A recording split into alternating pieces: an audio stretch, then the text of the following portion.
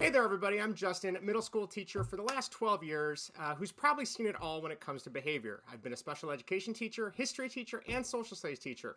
Fights? Check. Disrespect? Yep, I've seen it. And missing assignments and general lackadaisical attitude of students? Yup and yup. However, fear not, with some quick and easy implementation possibilities, we can get things turned around in the right direction. PBIS. Odds are you've heard of it, and your school has a committee to go along with it, to implement potential strategies with the students, maybe to use it at the classroom level. It can work wonders, so let's break down what exactly PBIS is and how you can use it successfully. So what is it? Positive behavior support is a method that can be introduced into the school environment in order to get more buy-in from your students on a variety of topics such as engagement, behavior, and pretty much anything else you need assistance with. It's important to start this as early as you can.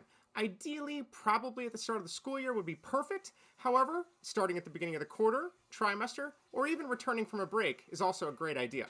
All of these timeframes allow students to come in, learn what's required of them, go over their expectations, and be able to demonstrate it successfully. All right, so let's dive into it. The best way to start this is with a small number of behaviors that you want to try and correct and improve. Ideally, you're probably best to try and start with 3, no more than 4.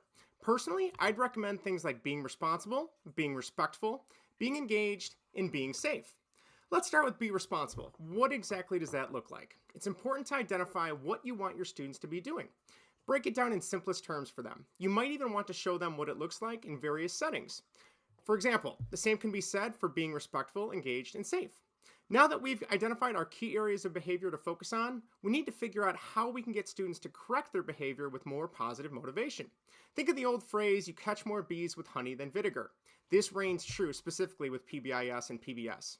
As a teacher, I know that there have been times when you're frustrated and you might need to raise your voice. There's a time and a place for that.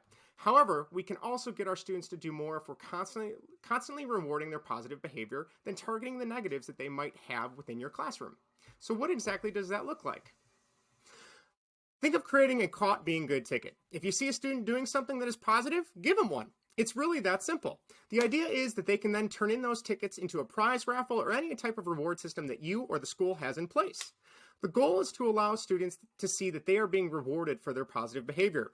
The hope is that then other students and their classmates will want to follow suit because they're being rewarded with prizes that they're interested in.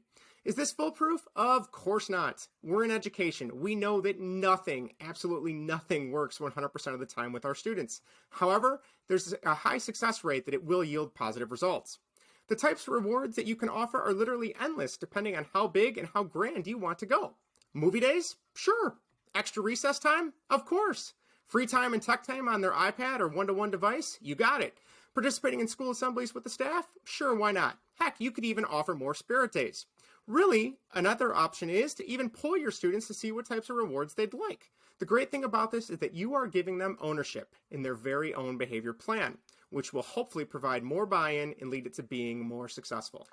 Well, I think we can all agree teaching is very tough. If it were easy, everybody would do it, and clearly that's not the case. I know people always say those that can't do, teach. However, after almost 3 years of pandemic teaching, I think it's pretty backwards to say that. Those that can, choose to teach. We have a lot to offer both our colleagues and our students, even those that are struggling, whether academically or behaviorally. Find a positive behavior reward system that works for you and give it a try. You'll be pretty excited with the results.